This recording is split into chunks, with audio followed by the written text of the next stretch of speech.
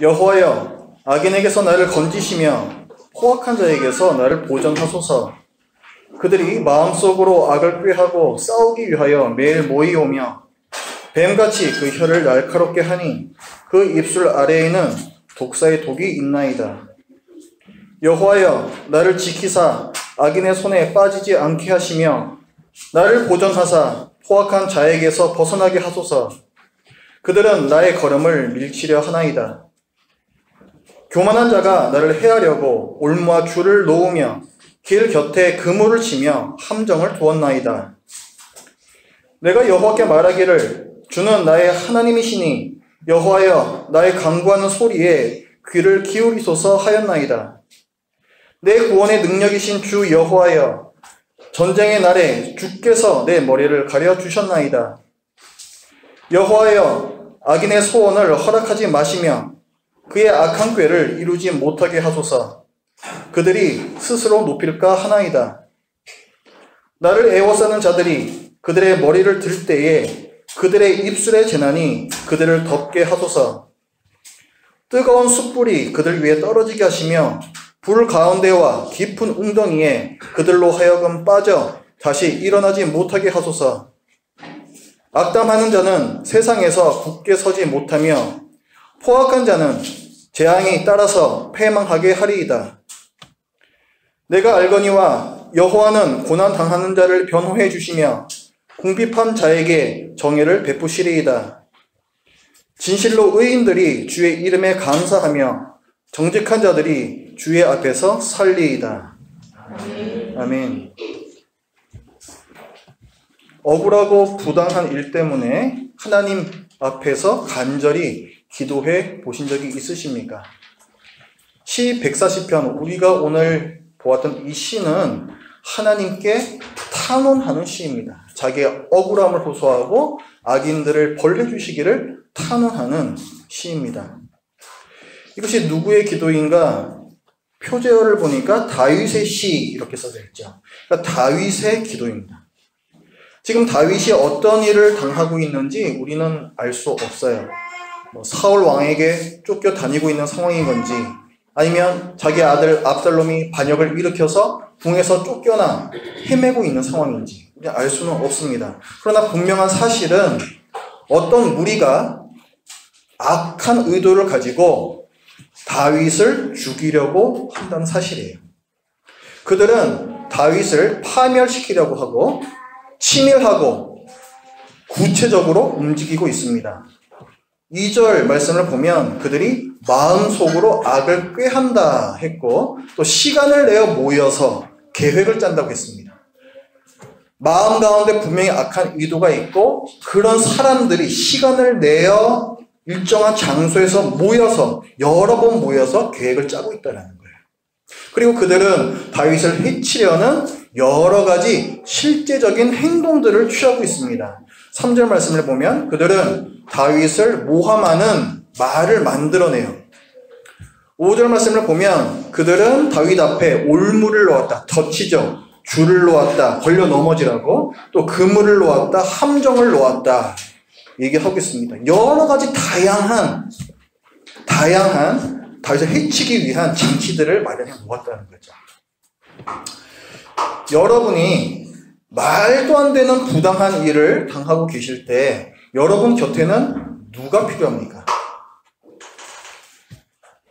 아마도 여러분 곁에는 가족, 친구들 같은 여러분을 믿어주고 여러분을 지지하는 사람, 사실관계를 정확히 이해하고 또 여러분을 이해하는 사람, 그리고 여러분 편에서 목소리를 내어줄 수 있는 그런 사람이 필요할 거예요.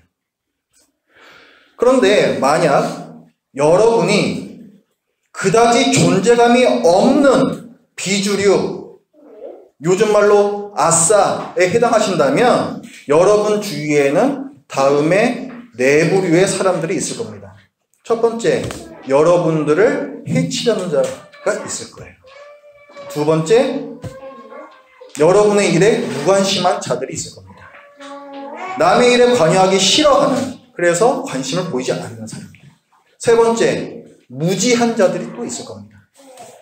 상황을 알려줬는데 제대로 이해 못하고 올바로 판단도 못하는 자들. 네 번째, 비겁한 자들이 있을 거예요. 상황을 제대로 알지만 자기 이익을 위해서 침묵하거나 혹은 오히려 악인의 편에 서는 그런 비겁한 자들이 또 있을 겁니다. 비주류인 여러분 주위에는 여러분을 지지하는 사람이 없어요. 그렇기 때문에 외롭습니다. 다윗의 주위에도 그를 지지하는 사람이 없습니다. 그의 주위에는 악인들만 가득해요. 9절 보면 나를 에워싸는 자들이 이렇게 나오죠. 다윗을 에워싸고 있는 자들은 다 다윗을 해치려 하는 자들이라는 거예요. 다윗의 편에서 다윗을 옹호하는 자들이 에워싼 것이 아니라 오직 다윗을 죽이려고 하는 자들만 에워싸고 있다는 것이죠. 만약에 다윗이 이스라엘의 왕이 된 후에 이 시를 썼다면 우리는 이런 생각을 하지 않을 수가 없습니다. 인싸가 아싸가 되는 것은 정말 한순간이구나. 사람이 한순간에 이상한 사람이 되고 죄인이 될 수도 있겠구나. 한순간에 외톨이가 되어버릴 수 있겠구나. 그것도 부당하게. 하나님께서 말씀하고 계세요. 여러분이 정말 힘들 때 설령 그것이 부당한 힘듦일지라도 여러분 주위에는 아무도 없을 것이다. 그래서 여러분은 외로울 것이라고 하나님께서 말씀하고 계십니다.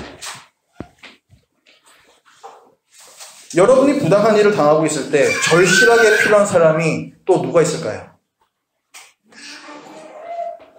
법조인들이 있을 수가 있어요. 변호인, 판사 또는 그 역할을 하는 그런 사람들이 여러분에게 필요할 것입니다. 그런데 그냥 판사, 그냥 변호인 말고 정말 용기 있는 변호인, 그리고 정의로운 판사가 필요해요. 우리는 법정에서의 재판이 옳고 그름을 잘 가리는 정의로운 자리가 될 것을 기대합니다. 그러나 재판은 정말 종종 정의롭지가 않아요. 왜냐하면 첫 번째, 복잡한 상황이 아주 얽혀있기 때문에 그렇습니다. 두 번째, 공정한 판단을 내림에 있어서 우리 인간의 지혜라는 것은 한계가 있어요. 세 번째, 참 안타까운 일인데 이 변호인과 재판관이 돈과 권력에 영합하기 쉽기 때문에 그렇습니다. 자기에게 영향력을 끼칠 수 있는 힘을 가진 자에게 불리한 말을 하게 되면 나중에 보복당할 수가 있어요. 그래서 권력자에게 유리한 정의롭지 않은 말을 하고 판결을 내립니다.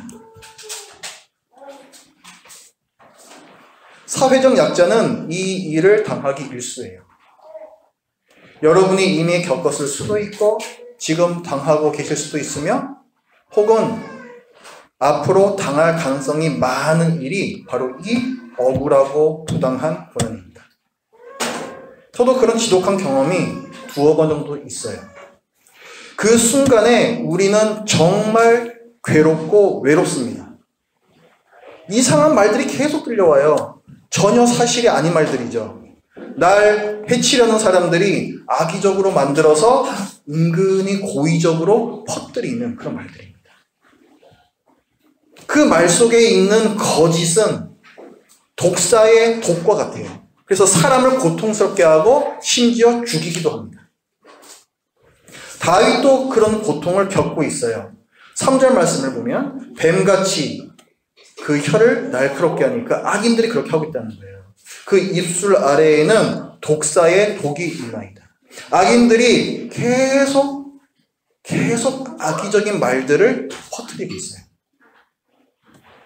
11절에도 보면 악담하는 자가 나오죠. 악담하는 자. 나에 대해서 악담하는 자. 근거 없이 악담하는 자들이 나옵니다. 만약에 여러분에 대한 거짓말이, 그런 악담이 여러분의 학교나 여러분의 직장이나 여러분의 친구들 사이에서나 혹은 심지어 여러분의 가족들 안에서도 돌아다니고 있다면 여러분은 그것은 사실이 아니다 라고 해명을 하실 거예요. 하지만 사람들이 여러분 말을 꼭 믿는 것 같지는 않습니다. 그럼 어떻게 돼요? 해명하는 일도 점점 지쳐요. 지금껏 서로 마음을 나누었던 여러분과 친했던 사람들의 눈빛이 어느 순간 변하기 시작합니다. 거짓말은 여러분의 친구들을 빼앗아서 여러분들을 외롭게 해요. 거짓말은 여러분이 사람들에게서 혹은 법정에서 해명해야 할 매우 성가신 사안들을 만들어냅니다. 거짓말은 여러분들을 괴롭게 하고 또 외롭게 만들어요. 이 상황에서 다윗의 입에서 신음처럼 흘러나오는 말이 있습니다. 나를 건지소서. 1절 말씀을 보면 여호와여 악인에게서 나를 건지시며 이렇게 시작을 하는데 원문을 보면 건지소서 여호와여 이렇게 시작합니다. 제일 처음에 나온 단어가 건지소서라는 단어예요. 지극히 큰 괴로움을 당하고 있고 그 곁에 아무도 없는 외로움을 겪고 있는 자에게 다른 말은 필요 없습니다. 나를 건지소서. 이 단어 하나 안에서 다윗의 절박함이 묻어나오고 그의 괴로움과 그의 한숨이 느껴집니다. 지금 다윗은 누구에게 탄원하고 있어요? 하나님께. 여호와여, 나를 건지소서. 여호와여. 세상 사람들 다 몰라주는 그 외로움 가운데에서 그래도 다 알아주시는 분이 계시다라는 한 가닥 희망을 갖고 있는 겁니다. 다윗은 자기를 구해달라고, 자기의 간절한 기도를 들어달라고 하나님께 부르짖습니다. 6절과 7절. 내가 여호와께 말하기를 주는 나의 하나님이시니 여호와여 나의 간구하는 소리에 귀를 기울이소서 하였나이다. 내 구원의 능력이신 주 여호와여 전쟁의 날에 주께서 내 머리를 가려 주셨나이다. 저를 구원하여 주옵소서. 여기서의 하나님은 변호인이시고 또 재판관이십니다. 12절 말씀을 보면 내가 알거니와 여호와는 고난당하는 자를 변호해 주시며 궁핍한 자에게 정의를 베푸시리이다. 변호하는 자, 정의를 베푸는 자, 법관들이죠. 하나님께서는 여기에서 변호인이요 법관으로 등장을 하고 계세요. 하나님은 완벽한 변호인이시고 재판관이십니다. 전지하시기 때문에 모든 것을 다 아시기 때문에 상황을 정확하게 꿰뚫어 보고 계십니다. 또 하나님은 전능하시기 때문에 악인의 힘을 두려워하지 않으세요. 그리고 하나님은 공의로우시기 때문에 억울한 자의 편에 서십니다. 다윗은 그것을 알아요. 그래서 12절 시작할 때 내가 알거니와 이렇게 시작합니다. 내가 아는 하나님은 그런 분이시라는 거죠. 여러분이 알기로 여호와는 어떤 분이십니까?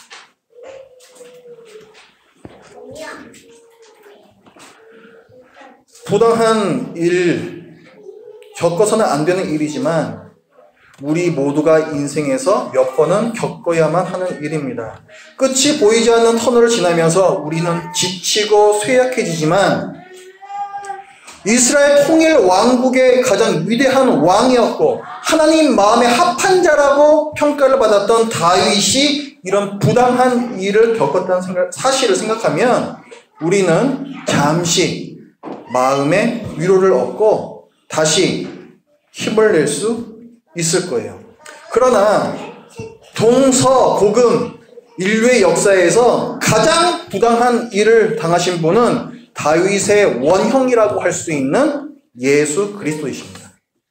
예수 그리스도는 아무 죄도 없으셨지만 권력자들의 힘을 가진 자들의 거짓말과 모함을 받으셨고 사람들에게 침뱉음을 당하는 큰 부끄러움을 당하셨으며 살점이 떨어져 나가는 채찍질의 모진 고통을 겪으셨고 십자가 처형이라는 법정 최고형을 받으셨습니다. 이 고통 가운데에서 과연 그의 곁에는 오늘 말씀대로 그를 지지해 주는 사람은 아무도 없었어요. 예수님 주위에는 오직 해치려는 자, 무관심한 자, 무지한 자, 비겁한 자들은 있었습니다. 하물며 예수님께서 그러셨는데 여러분은 지금 부당한 일을 당하고 계시는 여러분 곁에 어떤 사람들이 있을 거라고 기대를 하십니까? 과연 그것은 합당한 기대입니까? 예수님께서는 사람들에게 기대하지 않으셨습니다. 심지어 당신 주위의 지지자들이 많을 때에도 그러셨어요. 요한복음 2장에 보면 예수님께서 유월절 명절에 많은 기적, 표적을 행하십니다. 사람들이 그 표적을 보고 환호하기 시작해요. 예수님은 그야말로 인싸가 되셨습니다. 그런데 그때에 예수님께서는 어떻게 하셨는가? 요한복음 2장 24절 말씀을 보면 예수는 그의 몸을 그들에게 의탁하지 아니하셨으니 이는 친히 모든 사람을 아시며 또 사람에 대하여 누구의 증언도 받으실 필요가 없었으니 이는 그가 친히 사람의 속에 있는 것을 아셨음이니라. 예수님께서는 지금 자기 곁에서 환호하고 있는 이 사람들이 사실은 자기를 해치려는 자들이요, 무관심한 자요, 무지한 자요, 비겁한 자라는 사실을 알고 계셨다는 거예요. 악인들이 형통한 것처럼 보이죠. 하지만 그들은 치명적인 실수를 범했습니다. 그들은 하나님의 반대편에 섰어요. 그들은 악을 행합니다. 오늘 말씀을 보면 그들은 스스로 높아지려 한다. 그들은 악인이다. 포악한 자들이다. 교만한 자들이다. 이렇게 얘기하고 있어요. 그들이 하나님의 적이 된 것은 치명적인 실수이고 영혼의 관점에서 보면 그들은 패배할 수밖에 없는 극복 불가능한 한계입니다. 우리가 억울하고 부당한 고난 중에 있을 때 해야 할 일은 하나님 편에 서는 거예요. 오늘도 하나님 앞에서 그리고 악인들 앞에서 의롭게 정의롭게 사는 것입니다. 그렇게 할 때에 여러분은 하나님 편에 서는 것입니다. 그리고 오직 하나님 편에 서는 자만을 하나님께서는 도우십니다. 13절 말씀에서 그 사실을 얘기하죠. 진실로 의인들이 주의 이름에 감사하며 정직한 자들이 주의 앞에서 살리리라. 하나님 편에 서서 하나님께 부르짖어 기도해야 됩니다. 그러나 하나님 편에 선다는 것은 단지 그냥 기도만 하라는 말은 아니에요. 하나님 편에 선다는 것은 종종 구체적인 행동을 요구합니다. 그런데 이 행동은 하나님께서 보시기에 선하고 의로워야만 해요. 여러분은 악인들처럼 상대방을 패망시킬 계획을 짜서는 안 됩니다. 악인들처럼 싸우기 위해서 모이지 마십시오. 악인들처럼 독을 품은 말을 준비하지 마십시오. 그렇게 하는 것은 오늘 시편에 나오는 악인들과 같아지는 거예요. 하나님의 반대편에 서는 것입니다. 그리고 여러분은 그 마음 가운데에서도 원수를 갚으려는 도끼를 품어서는 안 돼요. 성경의 교훈은 구약 시대에나 신약 시대에나 일관됩니다. 원수 갚기를 하나님께 맡기라는 거예요. 오늘 말씀의 10절 뜨거운 숯불이 그들 위에 떨어지게 하시며 뜨거운 숯불이라는 것은 하나님의 진노를 상징합니다. 하나님께서 진노를 내리셔서 그 원수를 갚아주시기를 바라는 거죠. 신약 성경에서는 또 뭐라고 말씀합니까? 로마서 12장 10절에 보면 내 원수가 줄이거든 먹이고 목마르거든 마시게 하라. 그리함으로 네가 숯불을 그 머리에 쌓아놓으리라. 원수를 갚는 주체가 하나님이 되셔야 한다라고 구약과 성경에서는 줄기차게 말씀을 하고 있습니다. 성경에서 뭐라고 말하냐면 내가 원수를 갚지 않으면 그럼 부당한 거잖아요. 그렇죠? 원수, 악행에 대해서 갚아지지 않은 거잖아요. 그러면 그 갚아지지 않은 그들의 그 악행, 그 죄과가 부메랑처럼 그들에게 돌아간다라고 말씀하고 있습니다. 오늘 시편에서도 보면 악인들이 그 입술 아래 독을 품어요. 하지만 그 입술의 재난이 오히려 그들을 덮는다. 이렇게 말씀합니다. 또한 악인들이 사람을 해치려고 함정을 팝니다. 그런데 그 함정에 오히려 자기네들이 빠진다. 이렇게 말씀하고 있어요.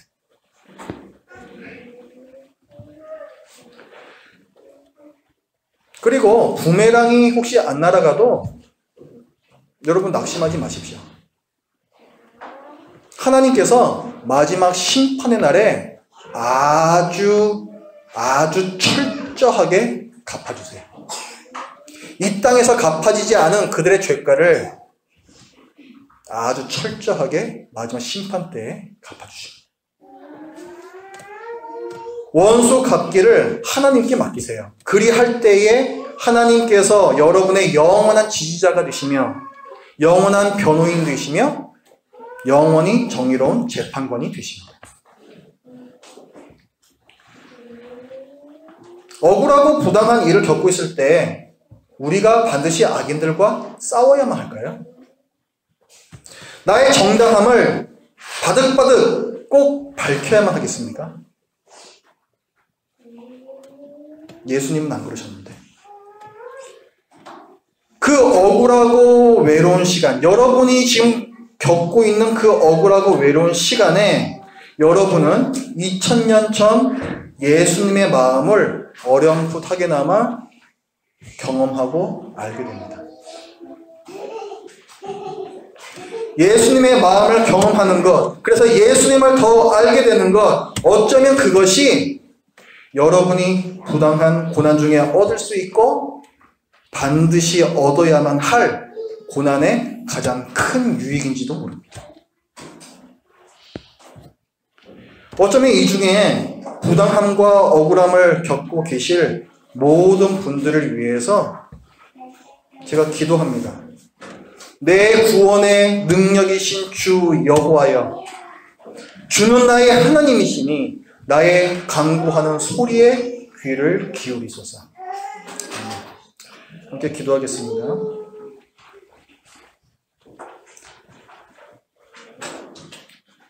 하나님, 옛날이나 지금이나 하나님을 믿는 자에게도 여전히 이해할 수 없는 그리고 부당한 억울한 고난이 닥쳐옴을 저희들에게 또 보여주시고 또 그 고난 가운데 우리 믿음의 선배들은 어떻게 했는지 또한 예수님께서는 어떻게 하셨는지 알려주시어 오늘날 똑같은 일을 겪고 있는 우리가 또 어떻게 해야 할지를 알려주시는 그 하나님의 음성에 저희들 귀를 기울입니다. 저희들이 마음에 분이 있고 저들 마음 가운데 한이 맺혀서 또 주님께서 알려주시는 이 지침대로 하려고 해도 그렇게 하지 못하는 경우가 너무나도 많고 그래서 저희 마음 간에 항상 갈등이 있고 하나님 앞에서 부끄러움이 있음을 이 시간에 고백합니다. 하나님 아버지, 다윗이 그랬던 것처럼 그리고 저희들의 영원한 모델이신 예수님께서 그러하셨듯이 저희 마음 가운데에서도 원수를 품는 마음이 생겨날 수 있도록 도와주시옵소서. 저희들만으로는 할 수 없음을 이 시간에 주님 앞에서 고백합니다. 저희 안에 계신 성령님께서 저희들 마음을 만져주시고 저희들 마음 가운데 예수님의 마음을 심어주시어서 저희의 원수를 바라보는 그 시선이 바뀔 수 있도록 도와주시옵소서.